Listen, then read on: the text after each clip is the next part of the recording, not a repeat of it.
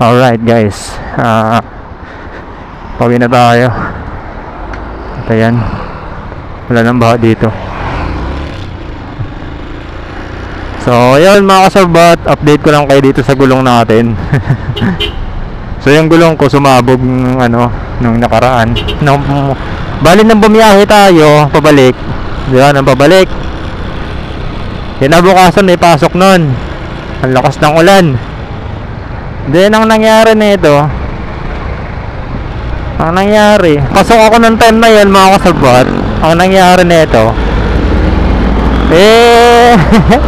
kakaiwas ko sa baha kasi dito sa may dinadaanan ko sa meron dito sa City Hall ng Mandaluyong, baha masyadong mataas. Hindi ko nilusan yung motor natin, gawa na mababasa ako. Papasok pa lang ako na mababasa na. Ang ginawa ko, umikot ako ng EDSA ay sa Boni. Tapos ang nangyari, ayun, sumabog yung gulong ko, na-flat. Di nagtulak ka.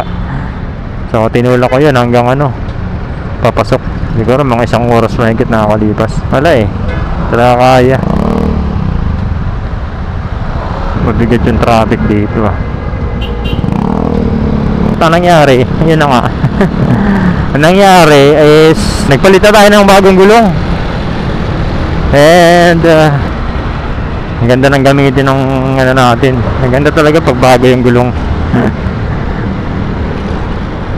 Unlike dati na mapadaan lang ako sa dumudulas. Ngayon ay hindi na siya ganun ka So ang pinalit ko dito ng gulong, ayun nga sinabi ko sa inyo sa previous natin na vlog, yung stock ng third gen na Alpha, yung kulay gray. Ito mula dyan sa may Estrella hanggang dito sa papasok, hanggang dito sa Bindiya, sa may pasong Tamo. Ang plat nung time na yon kasi nakakaawa yung rim. Halos plat na plat talaga. Buti kung medyo bakabal-kabal pa yung goma, ay sobrang nipis na, kalbo na talaga. So pag nirunning plat ko, yung mga tatama na mga bato-bato tatama sa rim. So baka magutyo pa yung ko, magagastos pa ako. So tinulak ko na lang. Tinulak ko hanggang dito sa pasong Tamo. Mas maigi nga, hindi na rin naman okay lang din naman na dito na ako naplatan kaysa naman sa mga biyahe natin nung nakaraan kasama ko si Mudra. Mas hassle yun, lalo nang umuwi kami ng Atimunan. Mas hassle yun kung kung doon ako naplatan. Okay na rin, nakasama na rin yung panahon. Grabe. Pag mga ganitong crossing, dahan-dahan tayo. Yan. Mamaya mabigla tayo dyan. Siyempre naranasan ko na yan, mabigla sa crossing. Nakadali ako ng Honda Click, basag yung unahan. So bayad ako 6,000. Wala pa ako magmotor, yung gigil ba? Hindi ka naman kasi alam na one way pala yun. Kaya ayun, pag overtake ko dun sa sa Fortuner, biglang may sumulpot na naka Honda Click na nagpupud panda. Ayan, sa pool. Nayari tuloy.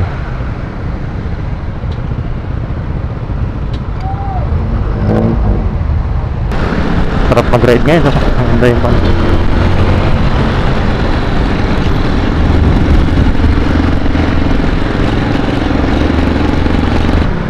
may nakapansin sa akin na isang manonood natin dun sa pag nagmumotor tayo. Hindi ako nagpaparahawak sa clutch.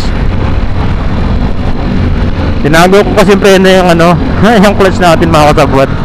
Ayan, gaya niyan crossing, preno lang, sabay downshift, bitaw na agad sa clutch. Preno lang lagi, nasa preno lang tayo lagi. So kakanan tayo.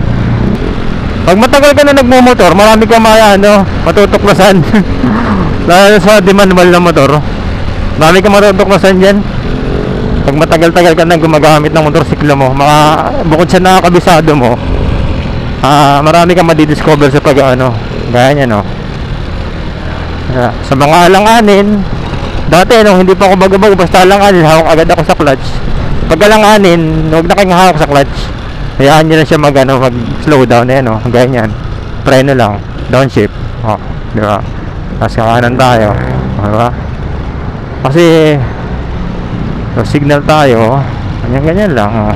Preno, saka lang tayo hawak sa clutch kapag dikdikan na. Kasi pag dikdikan, dyan may tendency na mamatay yung motor natin. Diyan mo nalalaroin yung clutch. Pero wag din, diba? Friction zone lang.